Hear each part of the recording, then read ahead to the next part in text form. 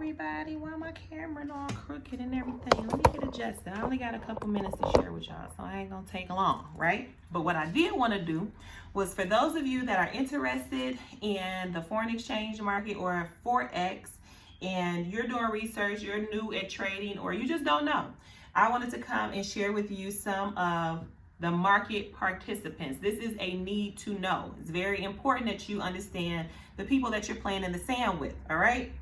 So we have four major players. No, I think it's five major participants within the foreign exchange market, right? And so I'm going to jump right into it. Again, my name is Bianca Turner, and I am sharing with you information about market participants within the Forex market.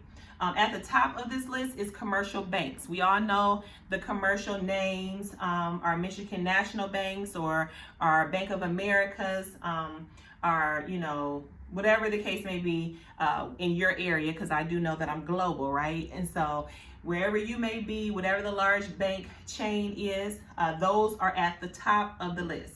They are very few in numbers, right? And they heavily influence the movement of the market. They're also known as market makers, right? So that pretty much means the more money you have to invest in trading or currency pairs, the more you can influence the way that it goes, right?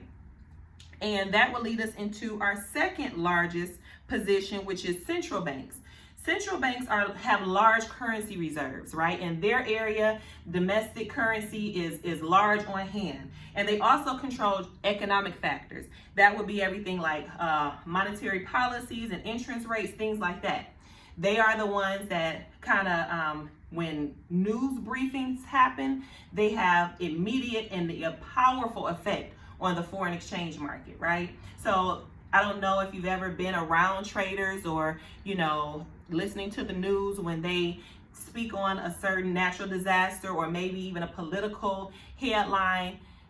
They can also go over to Dow Jones or the stock market and let you know, oh, this went up, this went down. All of it plays a key factor with one another, okay?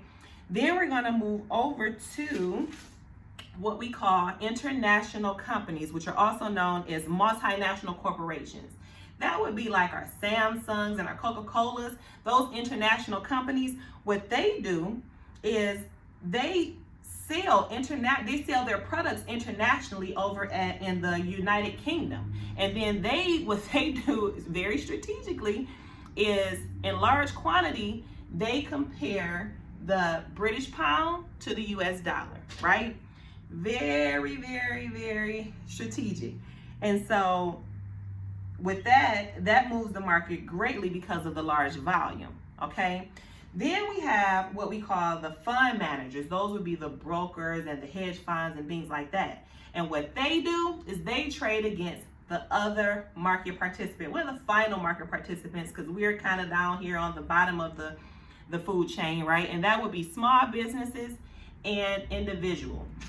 What is called is like retail traders, right? We would be considered retail traders. And we, unlike the others that I mentioned, we trade our own funds, right?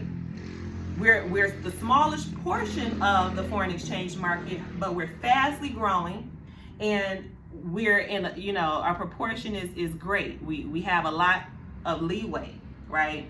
So I just wanted to bring this to you in case you didn't know. Those are the market participants, major players in the market. And you need to know, like I said before, you need to know who you're in the sand with, who you're mixing your monies with, and how things move. So I just wanted to bring you this little lunchtime tip because I'm using my lunch to do this. And again, if you have any questions about something or if you found any value in this information that I provided to you, by all means, subscribe to my YouTube channel. Hit me up if you have questions, set a consultation, and let's talk some money. All right, bye.